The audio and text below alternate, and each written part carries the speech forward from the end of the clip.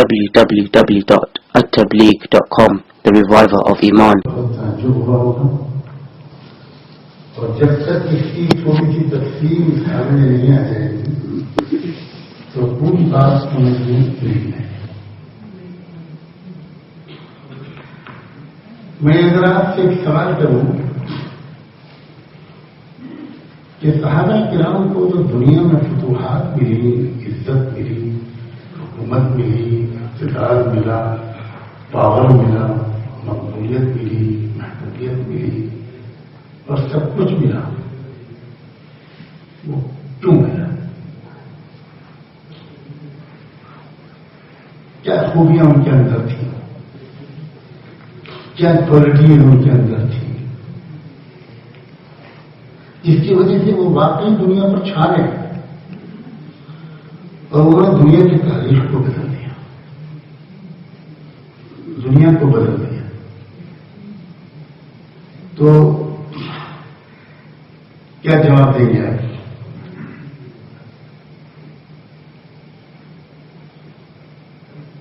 میں آپ کی مدد کروں؟ ہم لوگوں کا کام تو چندے سے چلتا ہے.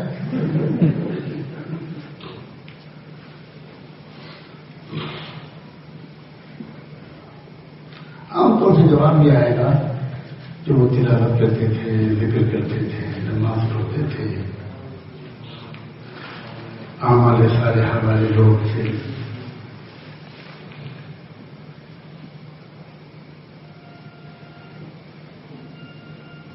اسی طرح کا جواب آئے گا کہ نہیں؟ پہلے میں آپ سے اطمینان کرنا چاہتا ہوں کہ یہی جواب آئے گا کہ نہیں؟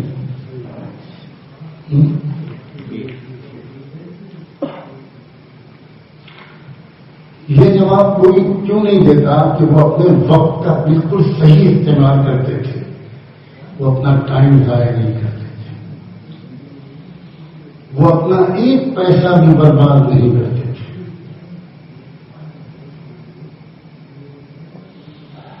وہ آپس میں ایک دوسرے سے شدید محبت کرتے تھے، ایک دوسرے کی غلطیوں کو چھپاتے تھے، ایکسکیوز ڈھونڈتے تھے. ان کی دل میں بس نفرت اگر کسی سے تھی تو وہ صرف شیطان سے تھی.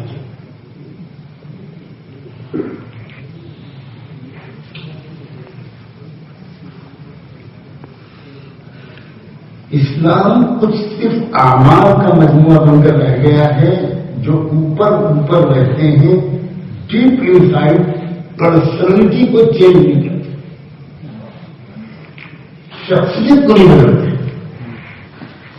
نماز پڑھنے سے پہلے بھی ایک انسان غصے والا تھا، 40 سال سے وہ نماز پڑھ رہا ہے، اب بھی وہ غصے والا ہے. Nothing change. تلاوت اور ذکر اور روزہ رکھنے سے پہلے بھی وہ شخص بخیل تھا، کنجوس تھا، غریبوں پر خرچ نہیں کرتا تھا، دین کے تقاضوں پر خرچ نہیں کرتا تھا. بعد میں بھی اس کے لیے کہا ہے وہ حالانکہ 40 عمریں کر چکا ہے اور 10 خرچ کر چکا ہے. کیریکٹر میں، ڈیپ انسائڈ باطن میں، صفات میں، مزاج میں کون سا لفظ بولوں جس سے آپ کی سمجھ میں آسانی سے بات آ جائے. کوئی میجر سبسٹینشل چینج نہیں ہوتا. بے شک کرتا لمبا ہو جاتا ہے، بے شک ٹوپی سر پر آ جاتی ہے، داڑھی بھی بڑھ جاتی ہے، اور اس کی وجہ سے خود اپنے اندر تکبر ہے اور یہ خیال آ جاتا ہے کہ میں تو دیندار آدمی ہوں، یہ لوگ بے دین ہیں.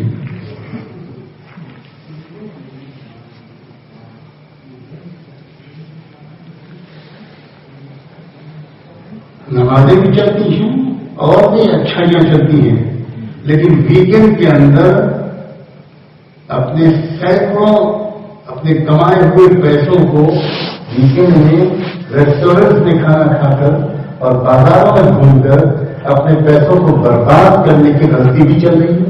نماز بھی چل رہی ہے اور یہ بھی چل رہا ہے.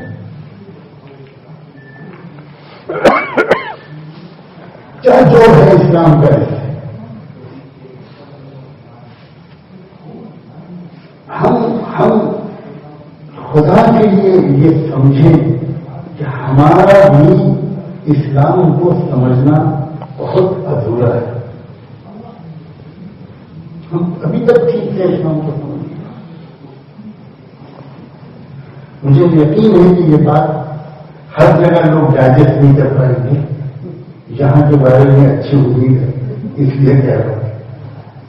پتہ نہیں امید صحیح ہے کہ ان کو بعد میں جب فیڈ بیک ملے گا تب پتہ چلے کہ کتنے لوگ ناراض ہوئے اور کتنے لوگ خوش ہوئے. بہت تو میں ہنستے مسکراتے کہہ رہا ہوں. اللہ آپ سب کو ہمیشہ ہنستا رکھے. لیکن یہ خون کے آنسو ہونے والی بات ہے. ہم نہیں سمجھیں گے. دیکھو جو قوم مضبوط ہوتی ہے وہ اجتماعی اعمال سے مضبوط ہوتی ہے. ہیومن ریسورسز اور فائنینشیل ریسورسز ان دونوں کا جو صحیح استعمال کرتی ہے جو قوم, اس کو دنیا میں کوئی ڈیفیٹ نہیں دے سکتا. اور جو قوم اپنے ہیومن ریسورسز کو اور اپنے فائنینشیل ریسورسز کو مس یوز کرتی ہے وہ اس قوم کے سب افراد تہجد پڑھنے لگے. اس قوم کے سب افراد ہر سال حج کرنے لگے. میں مسجد میں بیٹھ کر قسم کر کے کہتا ہوں وہ قوم اپنے دشمنوں کو راضی نہیں.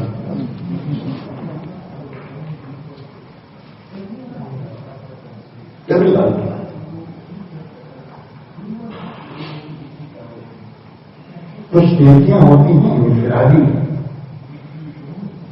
ان کا ثواب ملتا ہے انفرادی, اور کچھ گناہ ہوتے ہیں انفرادی, ان کی سزا ملتی ہے انفرادی. لیکن کچھ گناہ ہوتے ہیں اجتماعی, قومی گناہ, امت کے گناہ, اس کی سزا پوری امت کو ملتی ہے. چاہے اس اور جب سزا آتی ہے تو امت کے اولیاء پر بھی سزا آتی ہے, امت کے بزرگوں پر بھی سزا آتی ہے, امت کے نیک اعمال کرنے والوں پر بھی سزا آتی ہے. اب آپ مجھے دل کھول کر بتاؤ کہ ہم تو دیندار کہے جاتے ہیں, ہمارے اندر بھی ابھی بہت سی خرابیاں باقی ہیں.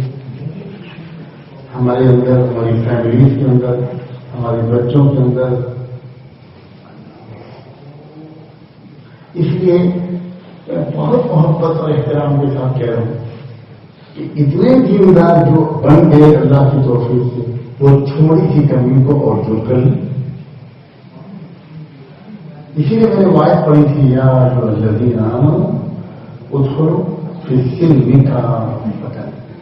دیکھیے اللہ نے پکارا ہے, اس میں پہلے کہا ہے اے ایمان والو, اور پھر اسے کہا ہے کہ تم پورے اسلام میں داخل ہو جاؤ. اچھی بات ہے, مان رہے ہیں اللہ کی یہ ایمان والے بندے, یہ اللہ مان رہے ہیں. لیکن ایک کمی ہے ان کے اندر جس کی وجہ سے اللہ ان سے کہہ رہے ہیں کہ تم پورے اسلام میں داخل ہو جاؤ. کیا مطلب ہے کچھ کمی اللہ نے دیکھی اور کمی نہ دیکھی جائے تو کمی کو دور کرنے کی نصیحت کیسے کی جائے؟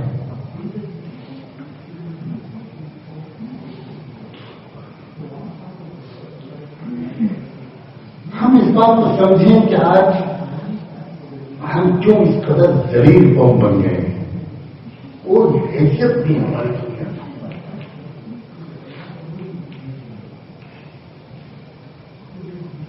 بہت بڑی وجہ اس کی جو ہے تم اپنے وقت کو, اللہ کے دیے ہوئے مال کو, اللہ کی دی ہوئی صلاحیتوں کو, اللہ کی دی ہوئی صحت کو صحیح استعمال نہیں کرتے. صحابہ کرام کی اس پہلو پر بھی ذرا آپ ان کی زندگی پر غور کریں. کسی صحابی کا کوئی ایک منٹ کبھی زندگی میں ضائع ہوا؟ کبھی ویسٹ کیا ہوا اپنے ٹائم؟ کبھی انہوں نے کوئی ایک پیسہ ضائع کیا؟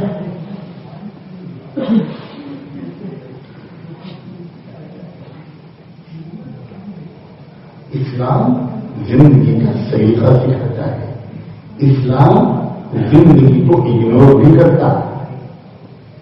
اس دنیاوی زندگی کے جینے کا سلیقہ سکھاتا ہے اسلام. اسلام دراصل حقیقی آرٹ آف لیونگ ہے. اسلام دراصل زندگی کی سائنس ہے. اپنے اینگل کو کیسے کنٹرول کرو, اپنے ٹائم کو کیسے مینج کرو, اپنی ڈیزائر کو کیسے ارینج کرو, اپنی پرسنالٹی کو کیسے ڈیولپ کرو. اللہ کے رسول کو جہاں ہماری قبر کی فکر تھی, وہیں اللہ کے رسول کو ہماری صحت کی بھی فکر. ایک بہت کمپریہنسو اپروچ ہے. ان ٹوٹلٹی زندگی میں ایک ایک مرد اور ایک ایک عورت, ایک ایک انسان زندگی کے ہر میدان میں کامیاب ہو, اسلام اس کو انشور ہوتا ہے. بڑا افسوس اور مایوس میں بالکل نہیں ہوں. نہ مایوسی پیدا کرنے کے لیے یہ باتیں کیا. وقت آ گیا ہے کہ اب ذرا گفتگو کا انداز بدلا جائے. سمجھے یہ جملہ اس کے ساتھ آپ سے سننا چاہیے. وقت آ گیا ہے کہ گفتگو کا انداز بدلا جائے. ہم مولوی لوگ جس طرح کی بات کرتے ہیں اس سے عام طور پر آج کل کے یوتھ اسلام کو زندگی سے ریلیونٹ نہیں سمجھ پاتا. وہ سمجھتا ہے کہ اسلام جو ہے یہ کام آئے گا مرنے کے بعد. کیا ہمیشہ ہم یہی کہتے ہیں کہ آپ مرنے کے بعد کام, تو آدمی سوچتا ہے کہ مرنا تو مجھے آگے انشاءاللہ جی بھر کے دنیا کو انجوائے کرنے کے بعد مجبوراً مروں گا. تو اس وقت دیکھ رہے جب نہ پیٹ میں آنت رہے گی نہ منہ میں دانت رہیں گے تب توبہ کرنا.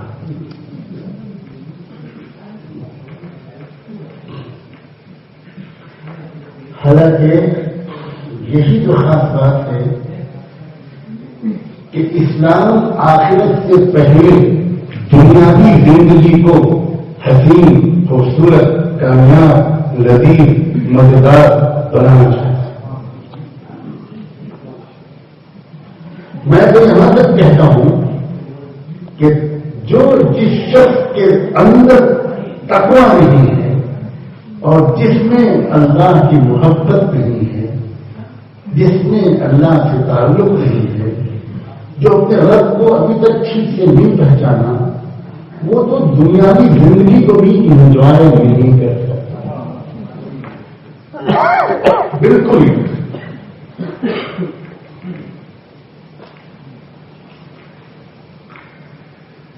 ہم یہ سمجھتے ہیں کہ اسلام کو اس دنیا کی زندگی سے کوئی دلچسپی نہیں. یہ اصول اسلام کا نہیں ہے. یہ ہم جیسے لوگوں کا تو ہو سکتا ہے, یہ اسلام کا نہیں ہے. ہم جو پریزنٹ کرتے ہیں اسلام کو وہ اس طرح پریزنٹ کرتے ہیں کہ ہماری یوتھ کو خاص طور پر کوئی اٹریکشن نہیں رہتا. اور اسی لیے اکثر ہم لوگوں کے بیانات اور تقریروں میں لوگ نیند پوری کر لیتے ہیں, ایک آدھ خواب دیکھ لیتے ہیں اور بار بار اپنی گھڑی کو بھی دیکھتے رہتے ہیں. اور اسی ڈر کے بارے میں نے پہلے پوچھا تھا کہ کتنے دیر مجھے بات کرتی.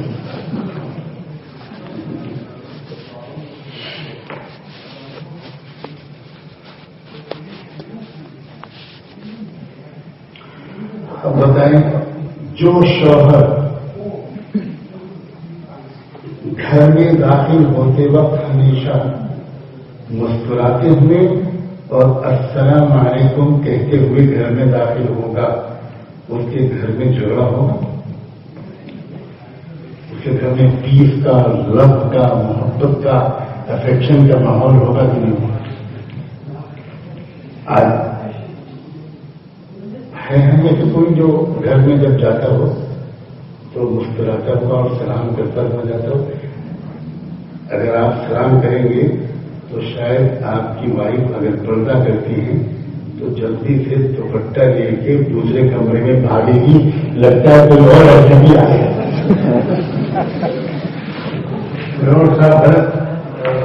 گھر میں گھس آئے تو جلدی سے فون کریں گے، دیکھو دیکھو گھر میں آیا کیا خوبصورت ہے اسلام۔ حضور نے یہ سکھاتے ہوئے دراصل یہ سکھانا چاہا تو تم باہر کا ٹینشن باہر چھوڑ کر گھر میں جائے، بزنس میں ٹینشن ہوگا، تمہاری زندگی میں چیلنجز ہوں گے، اس کی سزا اپنی بیوی کو مت دیا کرو، بچوں کو مت دیا کرو، وہاں مسکراتے ہوئے جائے۔ اسلام کو اس سے بھی دلچسپی ہے کہ گھر میں محبت کا ماحول ہے، گھر میں خوشیوں کا ماحول۔ آپ بتاؤ کہ اسلام ہمارے سامنے آتا ہے، ہم اسلام کے اس قسم کے ہزاروں پہلو ہیں، ہزاروں پہلو، ایک بھی جو پہلو بیان ہی نہیں ہو پا رہے، جو پہلو امت کے سامنے کھولے ہی نہیں جا رہے اور جس کی طرف ذہن نہیں جا رہا، جس پر عمل کی توفیق بھی ہم لوگ کو نہیں، ہم عمل نہیں کرتے۔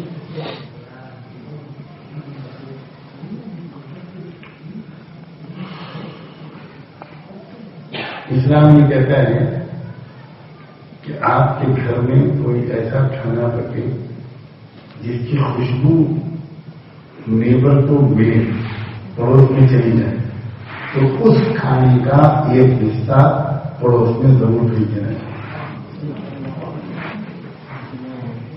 حدیث ہے۔ اب یہ کس قدر، اور یہ ذکر نہیں ہے کہ پڑوس اگر مسلمان کا ہو تب اس کے آتے ہیں، یہ نہیں کہا گیا، کوئی بھی پڑوس ہے۔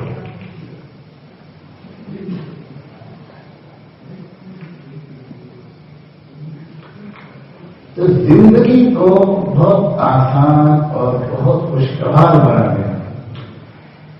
دیکھو زندگی میں الگ الگ قسم کے حالات تو آ کر رہیں گے ہر ایک کے لیے، یہ زندگی ہے ہی ہے، ہمیشہ انسان تندرست رہے اور بیمار کبھی نہ ہو، یہ بھی زندگی میں ممکن ہے۔ ہمیشہ انسان خوش رہے، کبھی کوئی پریشانی، کوئی ٹینشن، کوئی چیلنج اس کی زندگی میں نہ آئے، یہ بھی ممکن ہے۔ بہت بدلتے ہیں ہر قسم کے حال میں۔ اگر انسان کے دل کی کیفیت ٹھیک ہوگی تو ہر حال کو وہ انجوائے کر لے گا، ہر حال۔ اور یہ چیز ایسی ہے کہ اگر انسان کے دل کو اپنے مالک سے تعلق ہو گیا، وَمَن يُؤْمِن بِاللَّهِ يَهْدِ قَلْبَهُ مَا أَصَابَكُم مِّن مُّصِيبَةٍ فَبِمَا كَسَبَتْ أَيْدِيكُمْ۔ اللہ اکبر، اچھی بات ہے۔ فرمایا گیا ہے کہ جب کوئی اس پر مصیبت آئے گی، اگر اس کے دل اللہ کو پہچاننے والا دل ہے تو اس کے دل کو اس مصیبت کو برداشت کرنے کی طاقت مل جائے گی۔ اسی کو صبر کہتے ہیں۔ اب صبر کا جو لفظ ہے، اگر ہم نے صرف اتنا کہا کہ ہمیں صبر سیکھنا چاہیے، صبر سیکھنا چاہیے، تو آج کل سمجھ میں آتا ہے کہ صبر کیسا ہوتا ہے۔ صبر کا مطلب ہے دل کی ایک مطمئن کیفیت کہ لوگ بہت سوچ سمجھ کر کوئی قدم اٹھائے۔ حالات آتے ہیں، بیماری میں آتے ہیں، بیماریاں اور طرح کی پریشانیاں. رحمت عالم صلی اللہ علیہ وآلہ وسلم یہ دعا مانگا کرتے تھے کہ وہ مجھے یقینی ما تربن به علیہ مصائب الدنیا. اللہ مجھے اتنا یقین دے دیجیے جس یقین کے ذریعے سے میں دنیاوی مصیبتوں کو آسانی کے ساتھ برداشت کروں. اب جب انسان کو کہ دل کو یقین کی کیفیت ملے گی تو یقیناً اس کا فائدہ دنیاوی زندگی میں اس کو پہلے ملے گا آخر سے پہلے. میں سمجھانا یہ چاہ رہا ہوں آج کے زمانے میں سچی بات یہ ہے ہر ایک کے اوپر دنیا کی فکر غالب ہے. صاف بات یہ زمانہ ایسا ہے کہ دنیا کی فکر ہر ایک کے اوپر غالب ہے. ہم قبرستان میں کھڑے ہوتے ہیں اس وقت ڈالر کا ریٹ معلوم کر رہے ہوتے ہیں. یہ حالت ہے.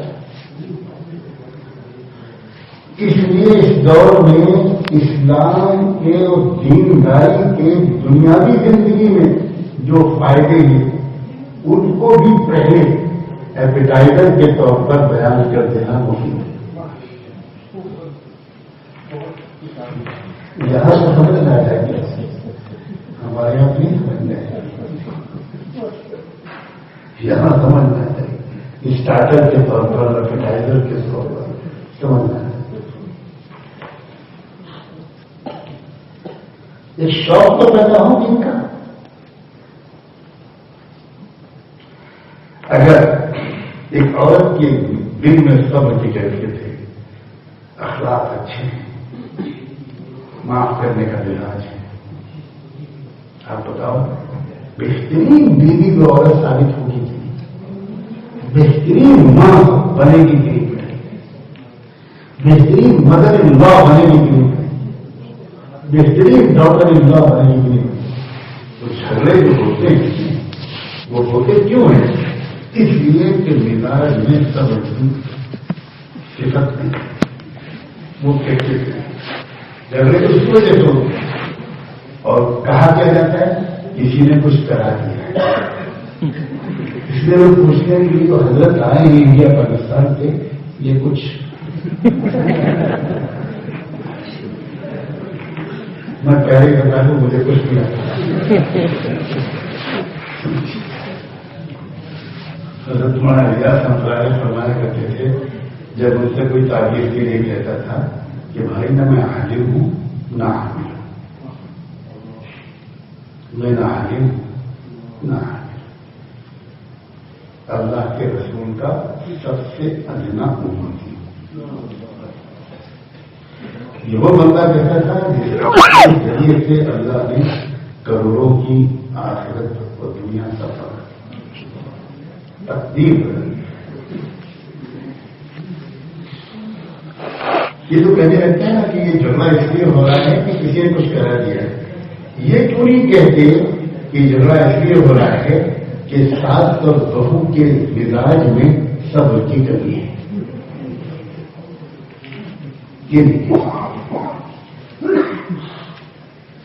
آج تک آپ نے کبھی کسی نان مسلم کو پرٹیکولرلی کسی ہندو کو اپنے کسی دھرم گرو یا کسی پنڈت کے پاس یہ جا کر کہتے ہوئے سنا ہے کہ پنڈت جی میرے اخلاق اچھے نہیں ہیں, غصہ بہت آتا ہے, گھڑیاں دیتا ہوں اور ادھار واپس نہیں کرتا, کچھ اصلاح کرنا دیجیے, کبھی سنا ہے؟ لوگ یہی کہتے ہیں کہ پنڈت جی کچھ تنتر منتر کر دیجیے, کچھ کر دیجیے کہ وہ میری دکان چل جائے. بالکل یہی مزاج مسلمانوں کا. عجیب بات ہے, ہر مسئلے کی جڑ اندر ہے, یہ سمجھ, ہر مسئلے کی روٹ ہمارے اندر ہے. ہمارے اندر انسان کا ارادہ, انسان کا چوائس انسان کا ڈیسیشن اللہ کے نزدیک اتنا ہائیلی ویلیبل ہے کہ انسان کے ارادے پر انسان کی جنت بن جاتی ہے.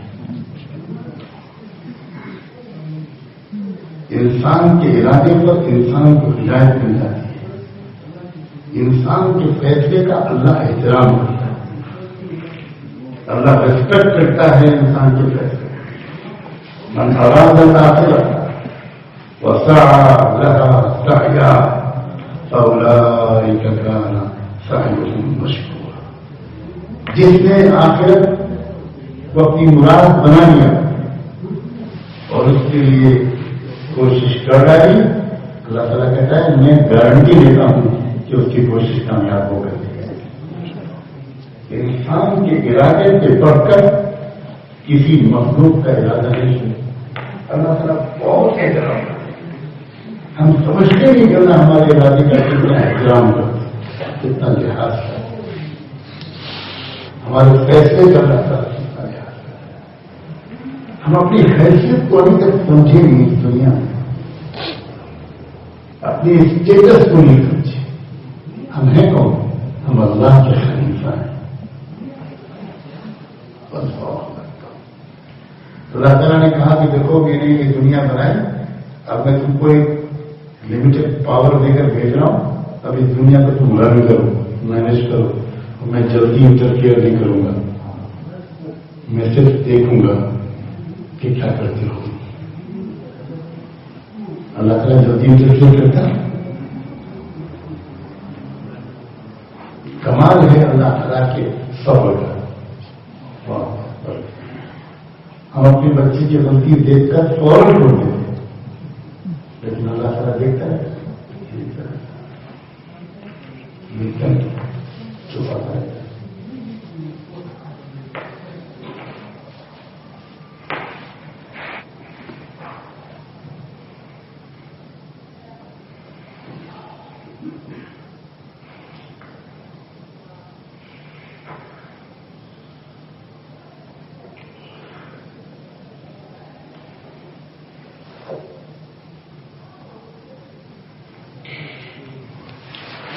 آج کی اس مجلس میں اتنا ہی کہنا چاہتا ہوں کہ اسلام کو ٹھیک سے نئے سرے سے سمجھنے کی کوشش کیجیے. اسلام کو جیسے میں نے کہا تھا کہ نان مسلم نہیں سمجھ رہے، پوری دنیا کا میڈیا نہیں سمجھ رہا، حکومتیں نہیں سمجھ رہی، تو چلو وہ تو سمجھ میں آتی ہے. عام مسلمان نہیں سمجھ رہے، یہ بھی ایک بہت عجیب کی بات ہے. لیکن میں تو آج ہمت کر کے یہ کہتا ہے کہ ہم لوگ جو دیندار کہے جاتے ہیں، ہم بھی پورے اسلام کو شاید ٹھیک سے نہیں سمجھتے. اسی لیے مسجد میں اسلام ہوتا ہے لیکن میرج ہال میں اسلام، شادی کے فنکشن میں اسلام، برتھ ڈے میں اسلام نہیں. سمجھ نہیں پاتے اسلام. اور اسی لیے یہ حالات ہیں جو بھی اس وقت ہیں، ان حالات کا فائدہ اٹھا لیجیے، فائدہ اٹھا لیجیے. یہ حالات بھی اگر ہمارے اندر اویکننگ اور اویئرنیس نہیں پیدا کر سکے اور ان حالات میں بھی ہم کو انٹروسپیکشن کا موقع نہیں دیا کہ ہم اپنے اندر جائزہ نہیں جھانک کر دیکھیں کہ بہت رانگ ہے، کیا کیا گڑبڑیاں ہیں ہمارے اندر، ہو گیا کہ یہ اگر ہم نے اب بھی نہیں کیا تو کب کریں گے. اب تو آخری اسٹیج آ گیا. اور میں پوری ذمہ داری کے ساتھ آپ سے کہتا ہوں اس کو لکھ لیجیے کہ ورلڈ آرڈر کے چینج ہونے کا وقت قریب ہے، اور جب ورلڈ آرڈر کے بدلنے کا وقت آتا ہے اور ظلم کے خاتمے کا اور انصاف کے نظام کے اسٹیبلش ہونے کا وقت آتا ہے وقت اللہ تعالیٰ کی طرف سے چھٹائی ہوتی.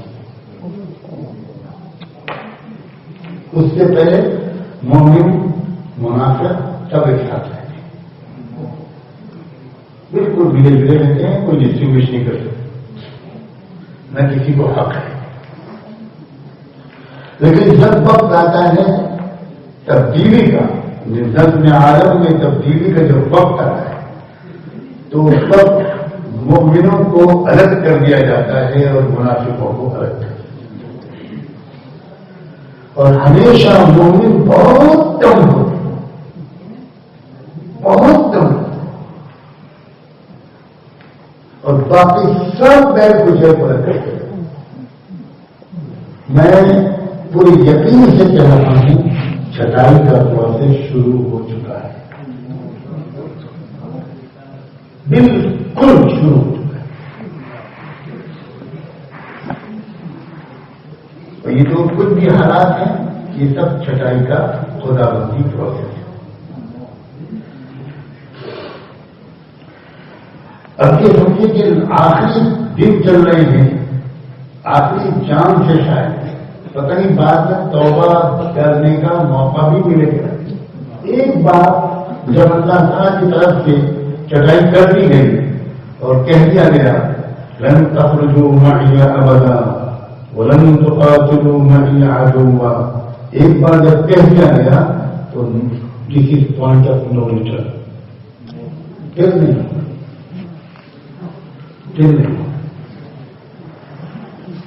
بہت برداشت کیا تھا اللہ کے رسول صلی اللہ علیہ وسلم کے دور میں, اور حضور صلی اللہ علیہ وسلم اپنے ساتھ لے کر چلتے رہے منافقوں کو بھی, چھپائے رہے سب سے, اور دھوکہ دینے والوں کو بھی ساتھ میں رکھتے رہے, اس کو مشورے میں بٹھاتے رہے, ان کو معاف کرتے رہے, ان کے اندر کی دھوکے دہی کو چھپاتے رہے, ان کی نماز جنازہ پڑھاتے رہے, سب کچھ کرتے رہے.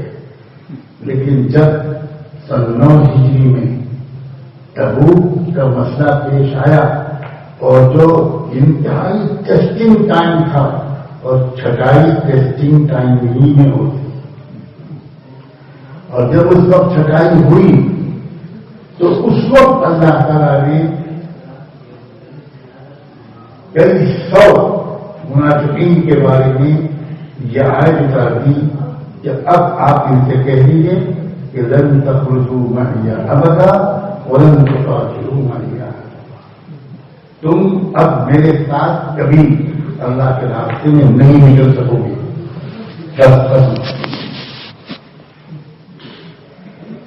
بہت ڈرتے ڈرتے یہ بات کہہ رہا ہوں کہ کب اس وقت اللہ ہم کو یہ کہہ دے کہ بس تم ڈر جاؤ, تم دجال کے لشکر میں تمہارا نام لکھ دیا گیا. تم نے بہت موقع دیا, تم کو 60 سال موقع ملا, کسی کو 70 سال موقع ملا, کسی کو 50 سال موقع ملا, لیکن تم نے اپنی زندگی کے اندر کوئی بڑی تبدیلی نہیں کی.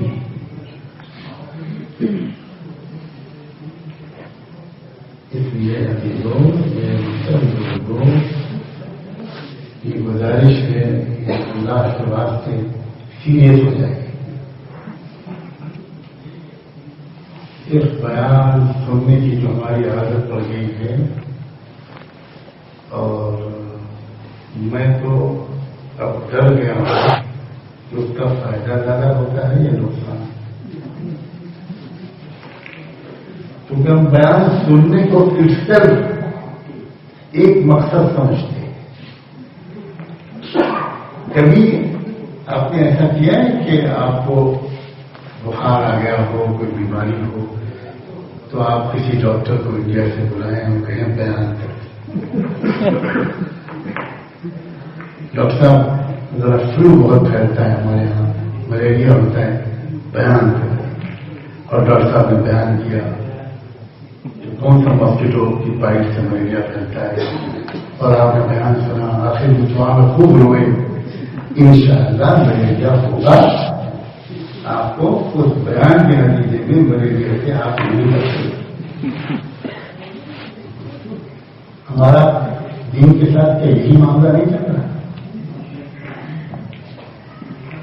ہر کچھ دن کے بعد کوئی نیا بیان کرنے والا.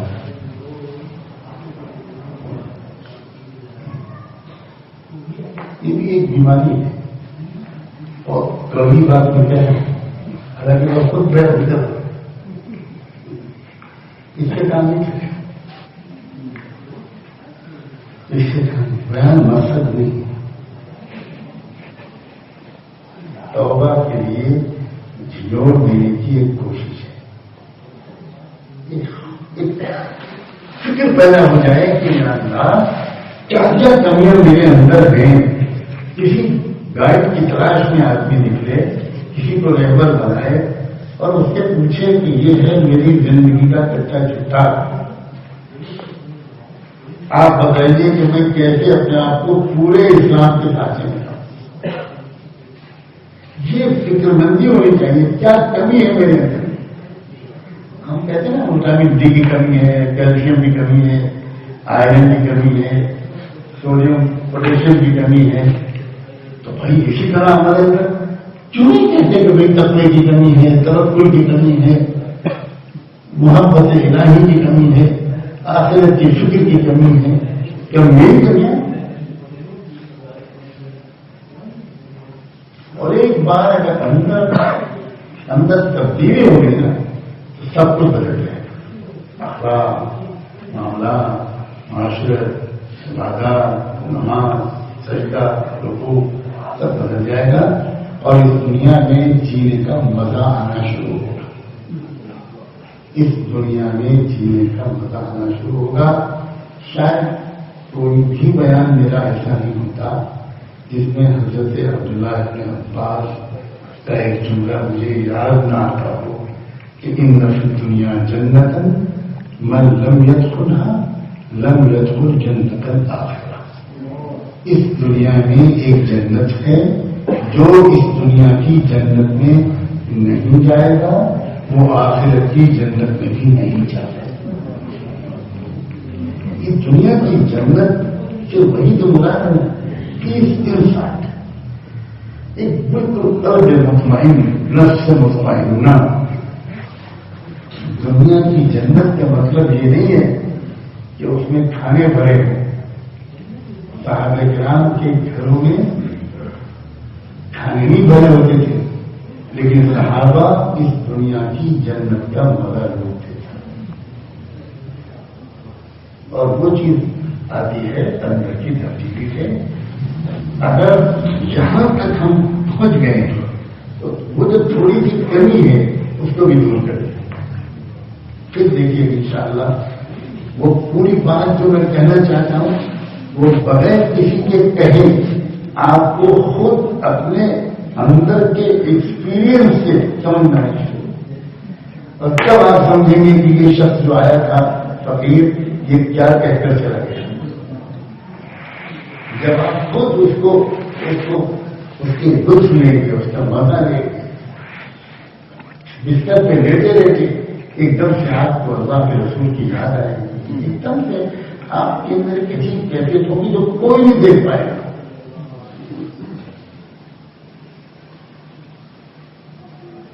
پھر زندگی بہت اچھی گزرے گی اور لوگ حیران رہیں گے کہ اتنی تکلیف میں ہے یہ انسان پھر بھی اتنا مطمئن کیوں نظر آتا ہے. سیدنا بلال رضی اللہ تعالیٰ عنہ کا واقعہ مشہور ہے کہ ایک بار حضرت عمر رضی اللہ عنہ کی نظر ان کی بیک پر پڑ گئی، پیٹھ پر، کمر پر. تو حضرت عمر جیسے مضبوط آدمی کی چیخ نکل گئی اور وہ ایک دم سے کہنے لگے بلال. مجھے پوری کمر کی کھال ادھری ہوئی تھی، نشانات پڑے ہوئے تھے، جلنے کے نشانات پڑے ہوئے تھے، برن کے نشانات پڑے ہوئے. بلال یہ تم نے کیسے برداشت کیا؟ حضرت بلال نے عجیب جواب دیا، یہ میرے اور میرے رب کے درمیان ایک راز تھا، لیکن عمر آپ کی بات کو ٹال نہیں سکتا، آپ کو ضرور بتاؤں گا. عجیب بات ہے، جب میں احد احد احد احد احد احد احد احد کی رٹ لگاتا تھا تو مجھے پتہ ہی نہیں چلتا تھا کہ یہ لوگ میرے ساتھ کیا کریں. مجھے کچھ نہیں پتا. کوئی ذرہ ہم کو اس اندر کی لذت مل جائے. اسی کو کہتے ہیں دنیا کی زندگی. یہی ہے دنیا کی زندگی. اور ہم جیسے گنہگاروں کو بھی یہ مل سکتی, یقین کرو مل سکتی. طرح سے اس راستے پہ سنجیدگی سے قدم اٹھاتے. اللہ تعالیٰ ان کلمات میں خیر و برکت ڈالے. آپ سب کو, آپ کی فیملیز کو, آپ کے بچوں کو, بچیوں کو, پورے خاندانوں کو اللہ تعالیٰ ہم سب کو اللہ تعالیٰ پورا اسلام پورے اسلام پڑھاؤ. اور اسلام پر کے جتنے حصے پر ہم عمل کر رہے ہیں اس پر شکر ادا کریں. جتنا حصہ کم ہے اس کو اپنے اندر جلدی پورا کرنے کی کوشش شروع کریں. سبحان اللہ وبحمدہ سبحانک اللہم وبحمدک اشہد ان لا الہ الا انت استغفرک و اتوب الیک. اللهم صل على سيدنا محمد وعلى آل سيدنا محمد. اللہ آپ کے شرمندہ بندے آپ کے حضور میں نہایت خطا کار قصوروار بہت وقت ضائع ہو گیا. زندگی کا بہت سا حصہ اور اکثر حصہ گزر گیا. بہت موقع آپ نے دیے تھے, ہم نے ان موقعوں سے فائدہ نہیں اٹھایا. ہم بڑے نہ سمجھ ہیں, نادان ہیں. معاف کریں, آج معاف کریں, معاف کریں, اللہ معاف کریں, معاف کریں, معاف کریں, اللہ معاف کریں, اللہ معاف کریں. ہم اس لائق بھی نہیں ہیں کہ آپ کے سامنے ہاتھ اٹھائیں. اللہ اللہ اللہ, یہ آپ کی رحمت کی دلیل ہے کہ اتنے گندی اعمال کے باوجود آپ کو مسجدوں میں آنے دیتے ہیں اور دین کی مجلسوں میں بیٹھنے دیتے ہیں. اے رب کریم, اے رب کریم, پورے دین پر عمل کرنے والے. اے اللہ اللہ, چھوٹا سا مجمع جو یہاں حاضر ہے, ایک بار ہم سب کو رحمت کی نظر سے دیکھ لیجیے. ایک بار ہمیں اپنی رحمت کی نظر سے دیکھ لیجیے.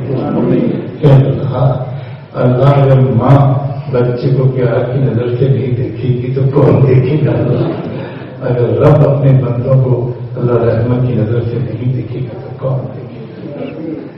اللہ ماں اپنے صرف خوبصورت اور تندرست بچے کو نہیں دیکھتی, ماں تو اللہ بہت ہی معذور سے گونگے بہرے بچے کو نہیں دیکھتی.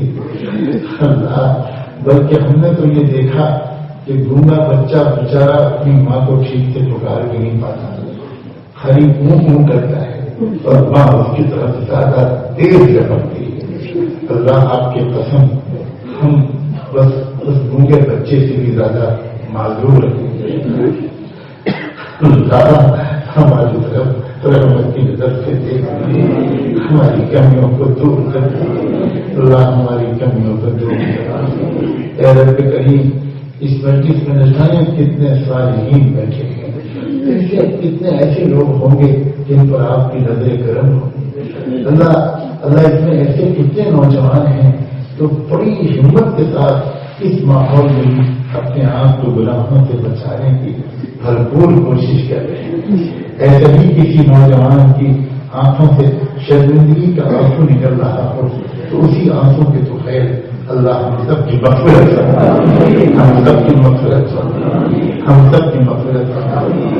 اے اللہ, اے اللہ, ہمارے اللہ اس شہر اور اس ملک کے اندر رہنے والے تمام اہل ایمان, خصوصاً ہمارے جگر کے ٹکڑے عزیز نوجوان بچے اور بچیاں, اللہ ان کو حیا دکھا دیجیے, اللہ ان کو گناہوں سے بچا دیجیے, بے حیائی کے کاموں سے بچا دیجیے. اللہ جو ہمارے علماء اکابر اور اکابر کی تربیت یافتہ اس شہر میں اور اس ملک میں دین کی محنتیں کر رہے ہیں, مکاتب قائم کر رہے ہیں، مساجد کا نظم کر رہے ہیں، دعوت و تبلیغ کی محنت کر رہے ہیں، اللہ ذکر و سلوک کی محنت کر رہے ہیں، اسکول چلا رہے ہیں، ویلفیئر سوسائٹیز چلا رہے ہیں اور مختلف کام کر رہے ہیں. اللہ سب کو قبول، سب کو بہتر قبول.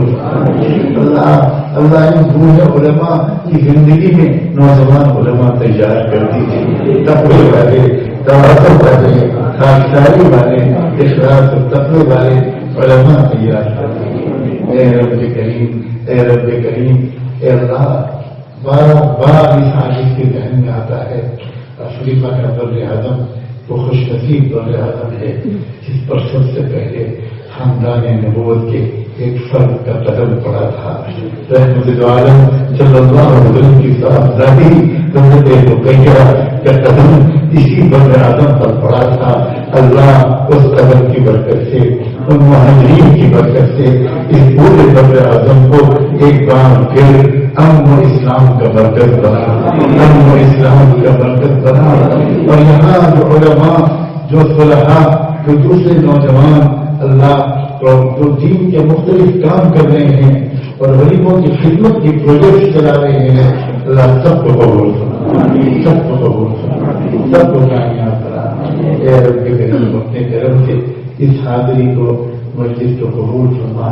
جسمانی اور روحانی تمام بیماریوں سے شفا نصیب فرما، شفا نصیب فرما، شفا نصیب فرما. اپنے کرم سے جو مانگا ہے وہ بھی عطا فرما، جو نہیں مانگا جا سکا وہ بھی عطا فرما. اور اللہ ہم سب کی طرف سے ایک بار ہم سب کے نام لے کر رحمت عالم صلی اللہ علیہ وسلم کی خدمت اقدس میں ہم سب کی طرف سے درود و سلام بھجوا دیجیے ان پر اور ان کی حال پر، ان پر اور ان کے اہل بیت پر، صحابہ اور صحابیات پر، ازواج مطہرات پر، ذریت طیبہ پر اور ان کے نقش قدم پر چلنے والے تمام اولیاء اللہ اور صالحین و صالحات پر اور انہی کے راستے پر جینے اور مرنے کی سب کو توفیق کرنا. وصلی اللہ تعالی علی خیر خلق سیدنا محمد وعلی آلہ